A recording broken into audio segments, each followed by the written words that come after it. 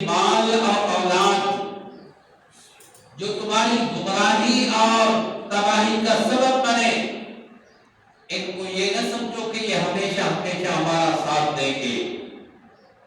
ہمیشہ ہمیشہ ہمارے کام آئیں گے۔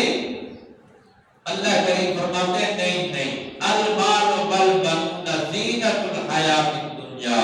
یہ مال اور اولاد یہ دنیا کی زیب و زینت ہے، یہ دنیا میں ایک دوسرے کے تو کام آ سکتے ہیں، دنیا میں تمہاری دین کی ترقی کے رکاوٹ بن سکتے ہیں، لیکن آخرت میں تمہارے کام آئے؟ اللہ کریم فرماتے ہیں نہیں نہیں، یوم یفر المرء من اخیہ و امہ و ابیہ و صاحبتہ